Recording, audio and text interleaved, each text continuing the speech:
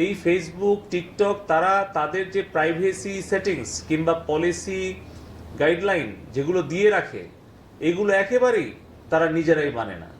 আপনারা খেয়াল করে দেখেন, তারা কিন্তু এক এক দেশের জন্য এক এক ধরনের আচরণ করে। মিয়ানমারে যখন রোহিঙ্গা মুসলমানদেরকে নির্মমভাবে হত্যা করে পাঠিয়ে দিল, সেটা কি জন্য ঘটল? একটা মিথ্যা ধর্ষণের কাহিনীটাকে কেন্দ্র করে সেখানে একটা গণহত্যা চালালো মিয়ানমারে। তার প্রেক্ষিতে কিন্তু আজকে প্রায় 12-14 লক্ষ শরণার্থী আমাদের বাংলাদেশে আমাদেরকে আশ্রয় দিতে হয়েছে বছরের পর বছর। আপনারা দেখেছেন যে কিভাবে এই যে ইউক্রেন রাশিয়ার যুদ্ধকে কেন্দ্র করে বিভিন্ন ধরনের অপপ্রচার হচ্ছে, সেই বিষয়ে তাদের এক ধরনের অবস্থান। আপনারা দেখছেন যে যখন ইসরায়েল এই ফিলিস্তিনিদের উপরে অমানবিক হামলা এবং যে হত্যাযজ্ঞ চালাচ্ছে নিরীহ নারী শিশুদের উপরে, সেখানে এই ফেসবুক বা অন্যান্য যেগুলো সোশ্যাল মিডিয়া প্ল্যাটফর্ম আছে তাদের ভূমিকাটা কি?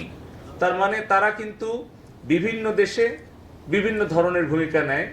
অথচ আমরা দেখছি যে আমাদের এখানে যখন র্যাবের গাড়ি ভাঙচুর করছে, পুলিশের গাড়ি ভাঙচুর করছে, পুলিশকে প্রকাশ্যে সন্ত্রাসীরা হত্যা করছে, সেই ছবিগুলো ভিডিওগুলো ছড়িয়ে দিয়ে আর উস্কানিকে ছড়িয়ে দেওয়া হচ্ছে, অথচ সেগুলো ব্লক করা হচ্ছে না।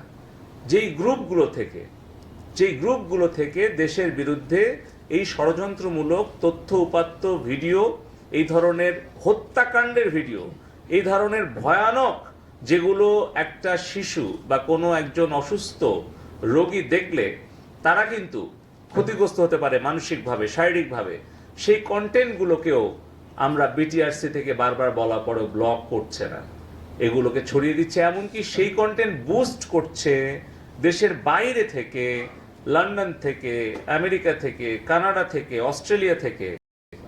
তারা কোনো ভূমিকা রাখছে না।